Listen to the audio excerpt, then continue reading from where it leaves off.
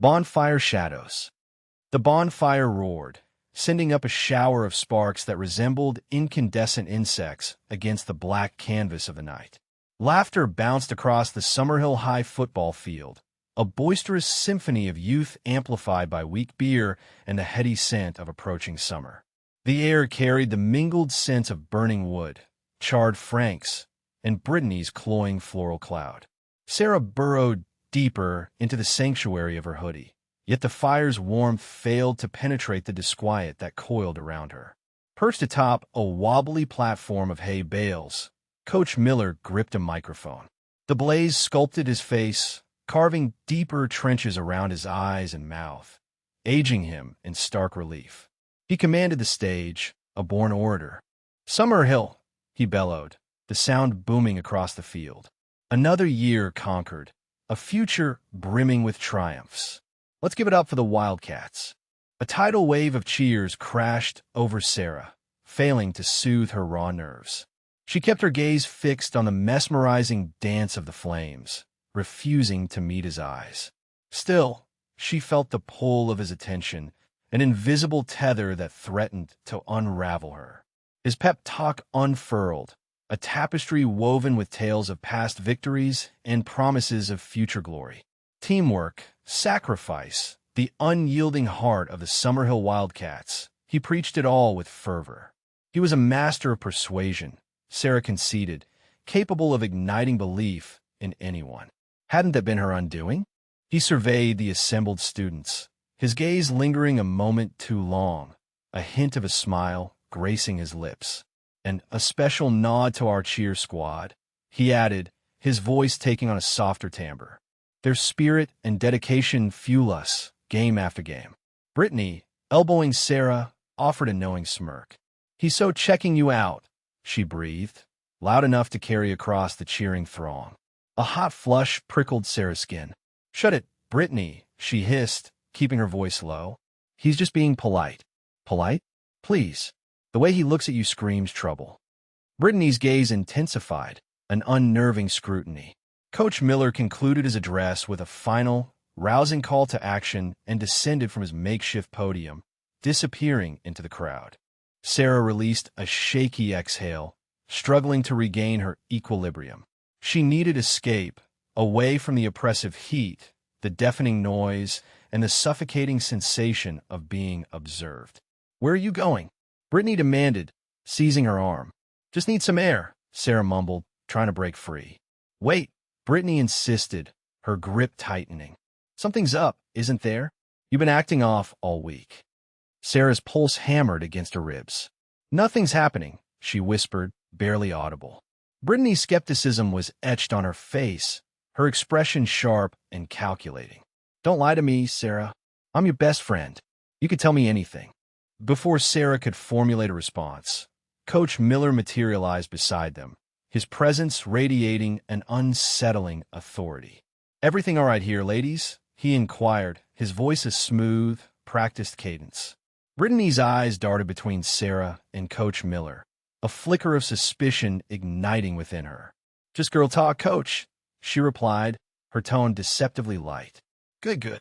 He clapped Sarah on the shoulder, the touch lingering a fraction too long. "Enjoy the bonfire, Sarah. You deserve it." A predatory gleam danced in his eyes as he smiled, then melted back into the shadows. Brittany tracked his departure, her gaze unwavering. Once he was out of range, she turned back to Sarah, her eyes filled with a potent mix of concern and accusation. "I saw that," she declared, her voice hushed and intense. "I saw the way he touched you, and I saw the way you looked at him." Sarah felt cornered, exposed. She knew she couldn't conceal the truth from Brittany forever, but she wasn't prepared for exposure. Not yet. "It's nothing, Brittany," she pleaded, her voice thin. "You're imagining things." Brittany shook her head, unconvinced. "No, Sarah, I'm not. And whatever it is, it's bad news. I can feel it." She paused, her expression hardening. "I'm going to get to the bottom of this, Sarah. You have my word." She pivoted and vanished into the throng, leaving Sarah stranded in the dancing twilight of the bonfire, her secret an inferno hotter than the flames themselves. Trapped. The weight of it pressed down on Sarah like a physical burden, settling in her chest, making each breath a conscious effort. Guilt gnawed at her, a constant, low-level ache that throbbed in time with her heartbeat. Fear, cold and clammy, clung to her skin. She was trapped, caught in a web of her own making, and the more she struggled, the tighter the silken threads seemed to bind her. Every stolen glance from Coach Miller in the hallway, every casual touch that lingered a fraction too long, felt like a brand. She flinched at the ring of her phone, terrified it would be him, his voice a honeyed poison promising escape, but delivering only deeper entanglement. It had started so innocently, or, at least, that's how she tried to rationalize it. A late practice, just her and him working on a particularly difficult stunt. The air thick with the scent of sweat and hairspray, the rhythmic thump of the music pounding in her ears. He'd placed his hands on her waist, ostensibly to guide her, but the warmth of his touch had lingered, sending a shiver down her spine that had nothing to do with the chill of the gym. Flashback. "You've got incredible potential, Sarah," he murmured, his breath warm against her ear. "You just need a little finesse." She'd blushed, flustered by the compliment, by the proximity. He was Coach Miller, respected, admired, a figure of authority. She was just Sarah, a girl trying to prove herself. I want to be the best," she'd stammered, the words tumbling out in a rush. He'd smiled, a slow, knowing smile that made her stomach flip. "Then trust me, I know how to get you there." The practices became longer, more frequent. The finesse evolved into private sessions, ostensibly to work on routines, but the focus always seemed to drift towards her. Compliments on her strength, her flexibility, her beauty. He'd make her feel special, seen, unlike anyone else ever had. He'd found her vulnerability and stroked it into something she barely recognized. The line blurred, then vanished altogether. A late-night text, a stolen kiss in the empty gym, a whispered promise. He'd painted it as a secret, a bond, something special just between them. But now, staring at her reflection in the cracked mirror of the school bathroom, all she saw was a lie. A pathetic, devastating lie. He was using her, manipulating her. She was just a pawn in his game, a means to an end she couldn't even fathom. The power imbalance was stark, undeniable. He was the coach, the adult, the one in control. She was the student, the teenager, vulnerable and naive. She had to end it. The thought was a lifeline, a fragile thread in the suffocating darkness. But how? He had a hold on her, a subtle but firm grip that tightened with every attempt she made to pull away. She started small, avoiding his gaze in the hallways, making excuses to miss extra practices, keeping her interactions with him strictly professional. But he noticed. Of course he noticed. He cornered her after cheer practice, his eyes dark and insistent. The scent of his cologne, once intoxicating, now made her nauseous.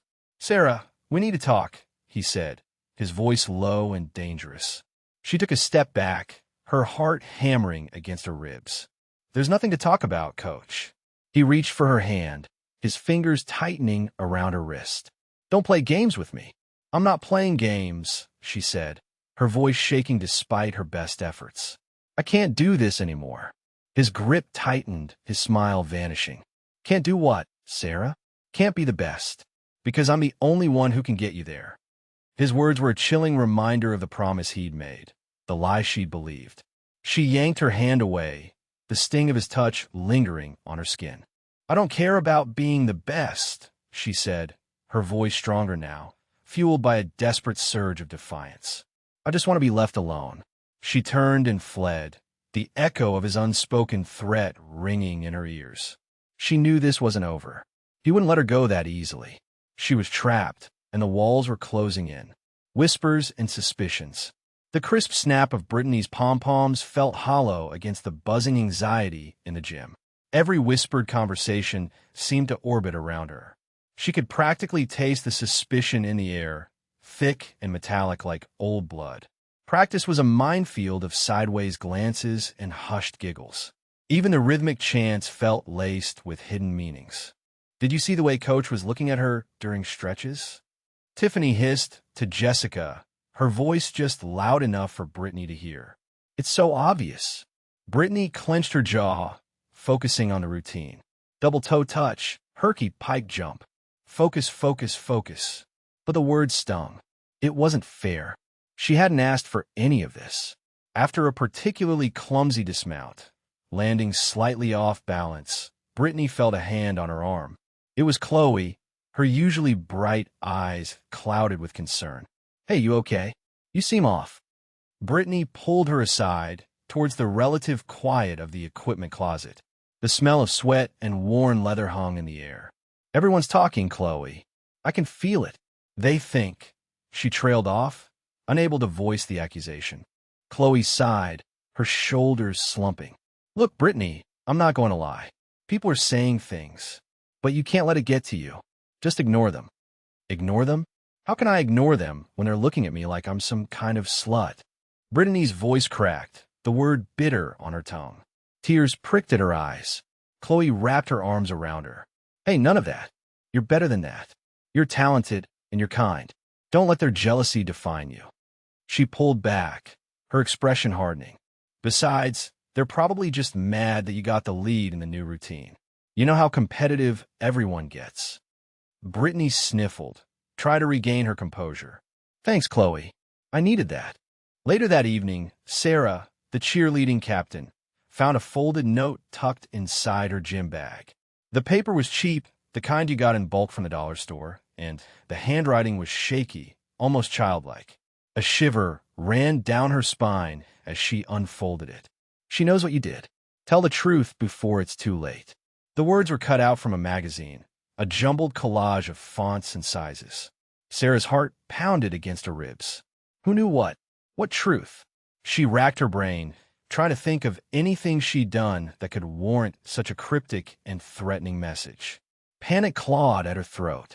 Was this about the stolen, fundraising money? Had someone figured out it was her who'd taken it, desperate to pay off her mother's gambling debts? Or was it something else entirely? Something even more sinister? She crumpled the note in her fist, her knuckles white. The fluorescent lights of her bedroom seemed to amplify the shadows, turning familiar objects into menacing shapes. She glanced at her phone, her thumb hovering over Brittany's name. Should she tell her? But what if the note was about something else? What if involving Brittany would only make things worse? The weight of the unknown pressed down on her, suffocating her. She smoothed out the crumpled paper, her eyes scanning the fragmented words. She knew, it seemed, that someone was keeping a secret, and they wanted her to expose it. But what secret? And what would happen if she did? Confrontations. The metallic tang of blood still clung to the air in the locker room, a phantom echo of the horror she'd witnessed. Brittany found Sarah lacing up her sneakers, her brow furrowed in concentration, as if nothing was amiss. Brittany's heart hammered against her ribs, a frantic drumbeat against the silence. We need to talk, Brittany said, her voice barely a whisper. Sarah didn't look up. About what, Britt? I'm kind of busy. Don't play dumb with me, Sarah. I know. I saw you. With Coach Miller. Sarah's head snapped up, her face paling beneath her tan. You saw what? Everything. In his office. Last week. Brittany crossed her arms, trying to project a calmness she didn't feel. The defiance drained from Sarah's face, replaced by a flicker of something that might have been shame. It's not what you think. Oh, really? Because it looked exactly like what I think. And what everyone else would think. You and Coach Miller. An affair. Is that why you've been acting so weird? It's complicated, Sarah mumbled, avoiding Brittany's gaze. Complicated? He's our coach, Sarah. He's married. And you're supposed to be my best friend. The words tasted like ash in Brittany's mouth. Don't act like you're perfect, Brittany. You've made mistakes. Sarah's voice hardened. Besides, it's not like you were paying attention to me anyway. Always so busy with Kyle. This isn't about Kyle. This is about you betraying everyone. The team, his wife, me. Brittany felt a sob building in her throat. Maybe if you had been a better friend, I wouldn't have had to look elsewhere, Sarah spat, her eyes glittering with anger. The words stung, a sharp slap across the face. Get out, Brittany said, her voice shaking. Just get out. I don't ever want to see you again. Sarah grabbed her bag, her face a mask of cold indifference. Fine. I'm done with this team anyway. It's all just petty drama. She slammed the locker room door behind her, leaving Brittany standing alone in the oppressive silence. Later that day, Emily watched Coach Miller pace the sidelines, his face a thundercloud.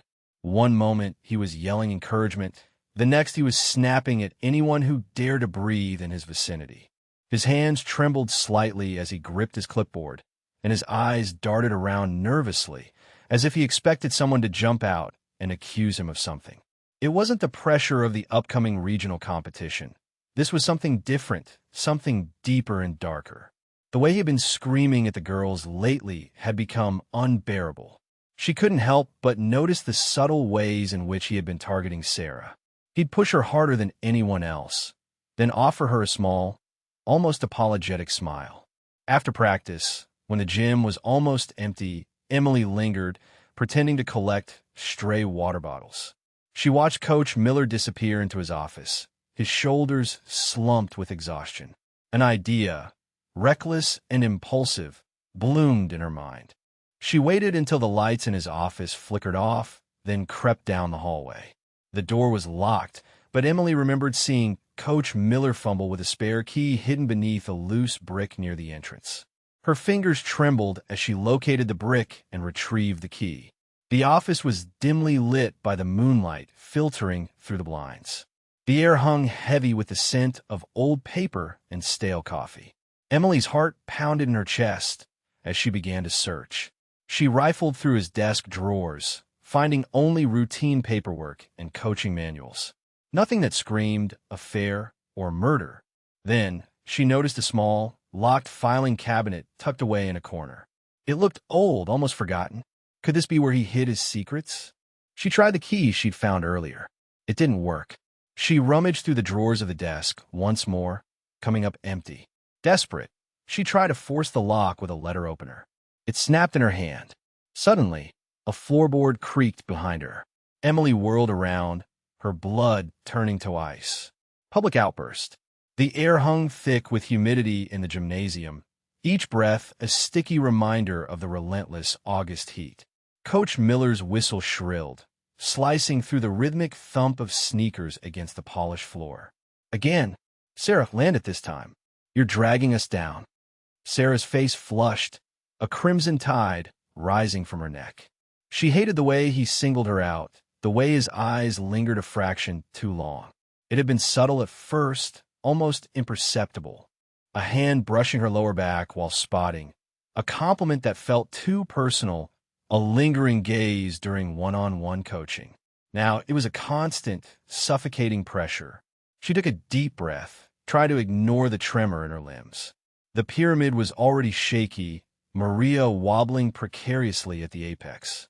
"Ready," she called out, her voice tight. They launched into the routine, Sarah at the base, anchoring the left side. As Maria executed her dismount, Sarah felt Coach Miller's hand grip her waist, supposedly to assist. But the pressure was wrong, lingering a beat too long, sending a jolt of revulsion through her. Maria stumbled slightly on landing, but recovered quickly. "Cut!" Coach Miller's voice echoed through the gym. He walked towards Sarah, his face an unreadable mask. "Sarah, stay behind. We need to work on your stability." That was it. Something inside her snapped. The simmering anxiety, the constant dread, the feeling of being watched and judged, all coalesced into a burning rage. She straightened her spine, her fists clenched at her sides. "No," she said, her voice surprisingly steady. The word hung in the air, a defiant challenge.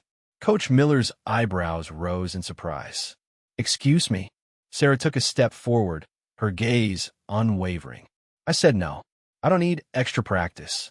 I need you to leave me alone." A collective gasp rippled through the squad.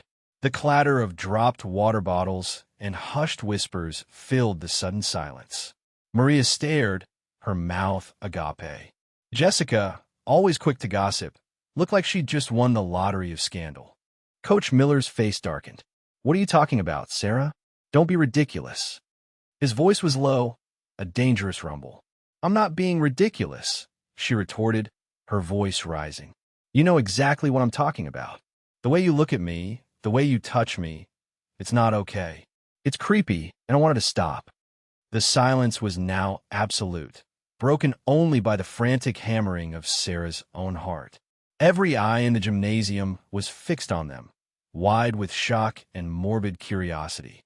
The squeak of sneakers had vanished, replaced by an oppressive stillness. Coach Miller's face was now a mask of fury, his knuckles white as he clenched his fists. You're delusional, he hissed, taking a step closer. This is insubordination. You'll regret this. Regret what?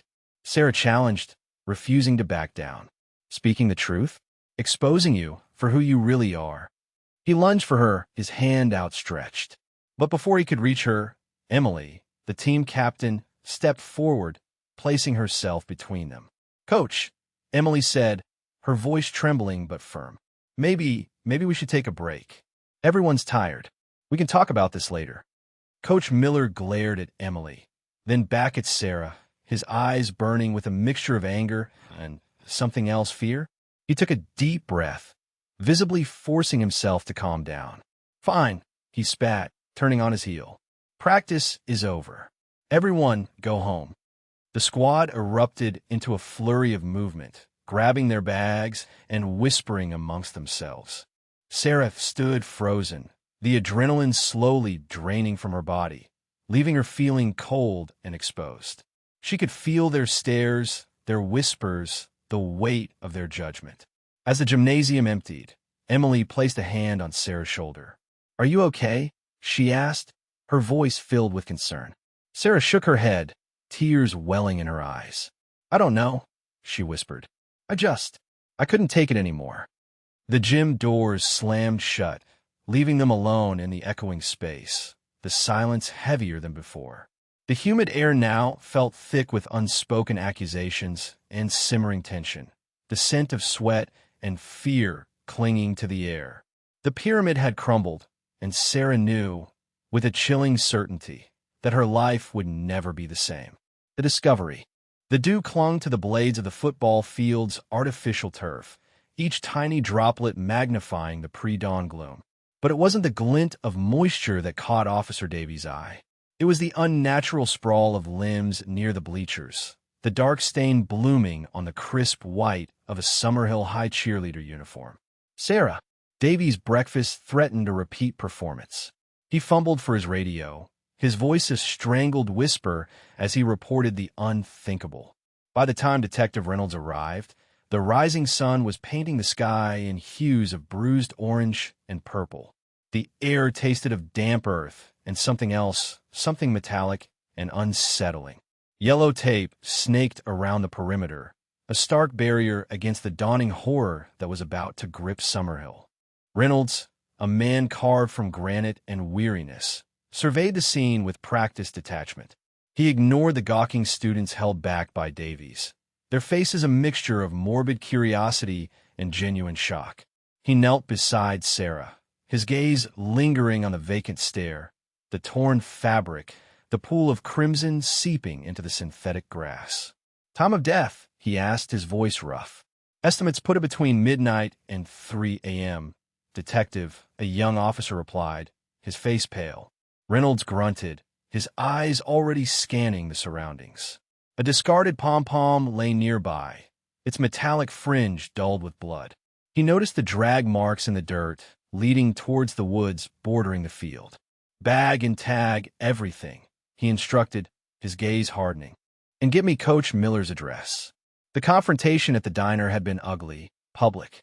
A motive, however flimsy, was a start. News spread through Summerhill High like wildfire.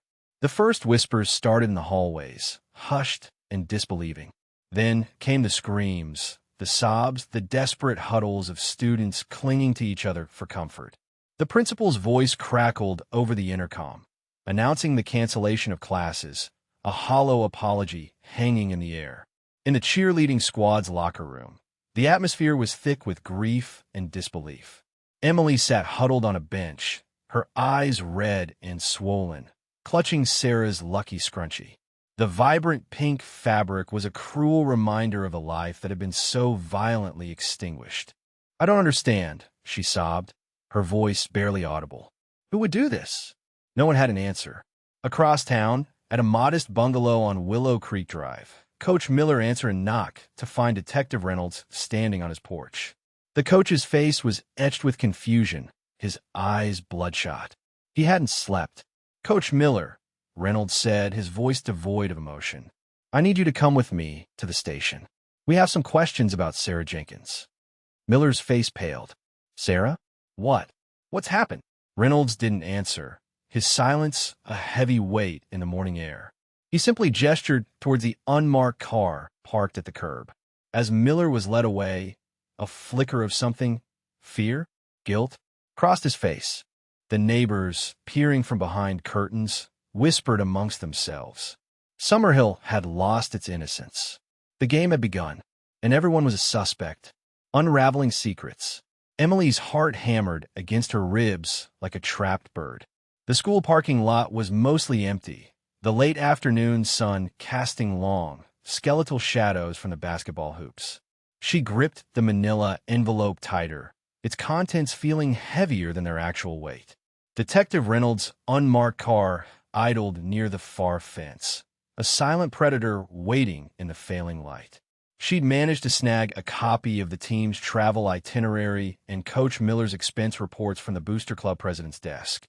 A risky maneuver, fueled by a growing certainty that the coach wasn't as innocent as he pretended. The itinerary showed multiple unexplained gaps in Miller's whereabouts during away games. The expense reports, with their vague entries and suspiciously high meal costs, painted a picture of someone with something to hide. Taking a deep breath, Emily walked towards the car, her steps echoing in the stillness. Reynolds rolled down the window, his face grim. "You got it?" he asked, his voice low. "Everything I could find," she said, handing him the envelope. The itinerary shows he was unaccounted for on 3 separate occasions during away games. And the expense reports, they're suspicious. Reynolds took the envelope, his eyes scanning the parking lot. "Good work, Emily. This could be crucial." Meanwhile, Brittany paced the length of her bedroom, the floral wallpaper seeming to mock her turmoil. Sunlight streamed through the window, illuminating the dust motes dancing in the air, but failing to brighten the gloom that had settled over her. The weight of her secret was a physical burden, pressing down on her chest, stealing her breath. She knew she should tell someone. The police, her parents, anyone. But the fear of exposure, of the shame and judgment that would inevitably follow, paralyzed her. The idea of admitting her affair with Coach Miller, of revealing the lies she'd told and the promises she'd broken, was terrifying. Yet, keeping silent felt even worse, a betrayal of both herself and the memory of Sarah. She picked up Sarah's old cheerleading megaphone from her desk, its plastic faded and scratched. "What do I do?" she whispered to it, the question lost in the empty room. The silence that answered her was deafening. Detective Reynolds found Coach Miller on the basketball court, the squeak of sneakers and the rhythmic thump of the ball a stark contrast to the cold accusation in his eyes. "Coach," Reynolds said, his voice cutting through the noise, "mind if I ask you a few questions?" Miller stopped dribbling, a bead of sweat trickling down his temple. "About what?" "Sarah Jenkins." A flicker of something, fear, crossed Miller's face, quickly masked by a practiced expression of concern. "Terrible tragedy. I'm cooperating fully with the investigation." Reynolds leaned closer. "We've been reviewing the team's travel itinerary. It seems there were periods of time during away games when you were unaccounted for." "That's ridiculous," Miller scoffed, picking up the basketball again. "I was always with the team, chaperoning, scouting, preparing for the next game. You know, coach stuff. And those expense reports?" Reynolds pressed. "Those meal costs seem rather high for one person." "I was treating the team," Miller said smoothly. "Building camaraderie. You know, team spirit." Reynolds stared at him, his gaze unwavering. "Coach, are you telling me you had nothing to do with Sarah's death?" Miller met his gaze, his eyes clear and steady. "Absolutely not. I had nothing to do with it." His voice was firm, unwavering, a performance honed over years of coaching. But behind the facade, Reynolds saw a sliver of doubt, a flicker of uncertainty that betrayed the carefully constructed lie. The unraveling had begun. The confession. Brittany fidgeted with the silver ring on her left hand, twisting it around and around until her knuckle turned white. The sterile scent of disinfectant in the interrogation room did little to calm her racing heart. Detective Reynolds sat patiently, his gaze steady and unwavering. "Brittany, you said you had something to add to your statement." He leaned forward, his expression encouraging but firm. She swallowed hard, the lump in her throat feeling like a stone. "It's about Coach Miller," she whispered, the words barely audible. Reynolds didn't react, waiting for her to continue. We were having an affair," she blurted out, the confession hanging heavy in the air. The weight that had been crushing her chest for weeks seemed to lift slightly, replaced by a raw, burning shame. Tears welled in her eyes, blurring her vision. Reynolds remained silent for a long moment, absorbing the information. "How long?" he asked finally, his voice calm and measured. "Almost a year," she choked out, her voice cracking. "It started last summer, after cheer camp. He said he saw something special in me." She recounted the stolen moments, the secret rendezvous, the promises whispered in the dark. The details poured out of her, a torrent of guilt and regret. With each word, the detective's expression grew more grave. He listened intently, occasionally interjecting with clarifying questions, his pen scratching against the notepad. "Did anyone else know?" Brittany shook her head vehemently. "No, we were careful, or at least I thought we were." The interview stretched on for hours. When she was finally done, Brittany felt drained, hollowed out. Reynolds thanked her for her honesty, his eyes conveying a sense of grim understanding. Reynolds watched Coach Miller through the one-way mirror. Miller sat hunched over, his face pale and drawn. The evidence Reynolds had compiled painted a damning picture. The phone records, the security footage, Brittany's testimony. It was time. He walked into the interrogation room, placing the file folder on the table with a thud.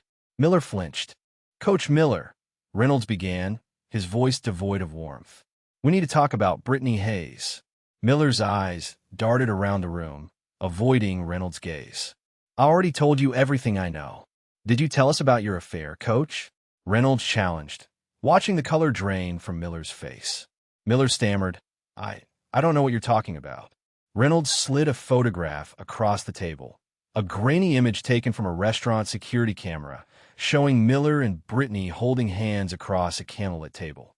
"This was taken last month, Coach. Care to explain?" He presented more evidence. Phone records showing hundreds of calls and texts between them, witness statements placing them together at secluded locations. The net was closing in. Miller remained silent, his face a mask of denial. "Brittany confessed, Coach," Reynolds said softly. "She told us everything." The facade finally cracked. Miller's shoulders slumped, and he buried his face in his hands. "Oh God," he whispered, his voice muffled. Reynolds waited patiently. After several minutes, Miller looked up, his eyes filled with despair. "It was a mistake," he said, his voice trembling. "A terrible mistake." He recounted the affair, his voice choked with emotion. He admitted to lying to the police, to trying to protect himself. He claimed he loved Brittany, that he never meant for any of this to happen. Then Reynolds played the audio of Brittany's 911 call, the terror in her voice as she described finding Sarah's body. Miller flinched, his body recoiling as if struck. He began to sob, the sound raw and guttural. "Did you kill Sarah, Coach?" Reynolds asked, his voice sharp and unwavering. The sobbing intensified. Miller shook his head, but the gesture lacked conviction. "Tell me the truth, Coach." The confession came in a rush, a torrent of guilt and desperation. He had gone to Sarah's house to end things, to tell her he was staying with Brittany. Sarah had threatened to expose him, to ruin his career, his life. They argued. He pushed her. She fell, hitting her head. He didn't mean to kill her, he insisted. It was an accident. A terrible, tragique accident. But he panicked. He staged the scene to look like a break-in, hoping to cover his tracks. Reynolds listened impassively, recording every word. When Miller was finished, he sat slumped in his chair, a broken man. "You're under arrest for the murder of Sarah Jenkins," Reynolds said, his voice flat. He signaled to the officers waiting outside. The door opened, and 2 officers entered the room, their faces grim. They cuffed Miller and led him away. As he was escorted out, Miller looked back at Reynolds, his eyes filled with a mixture of fear and resignation. The detective offered no sympathy, only the cold, hard gaze of justice. Aftermath. Camera flashes erupted, a swarm of buzzing, blinding insects as Coach Miller, shackled, was escorted away. The color had drained from his face, replaced by a pallid dread. His gaze frantically scanned the crowd, seeking non-existent avenues of escape. News trucks, a metallic herd, lined the street, their antennae raised to the heavens, transmitting his disgrace across the airwaves. A chorus of condemnation, a sibilant wave of whispers, pursued him. "Monster," one voice cut through. "Parasite," another spat. The words, leaden with contempt, hung heavy. On the screen, Emily watched, a strange detachment settling over her. It was finished. The clandestine burden, the ever-present dread, the crushing weight, all lifted. She felt strangely unburdened, although a hollowness remained. Sarah had finally found justice. Her phone vibrated. Chloe's message, coming over. "Pizza, trash TV. Prepare for reinforcements." A faint smile flickered across Emily's face. Reinforcements, precisely what she needed. Their arrival was a balm. Chloe, Maya, even Ben, engulfed her in a group hug, physically expelling the last vestiges of tension.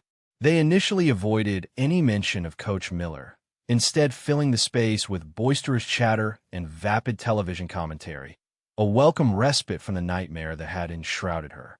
Later, after several slices of pizza and an especially absurd dating show segment, Chloe's levity evaporated. "Really, though?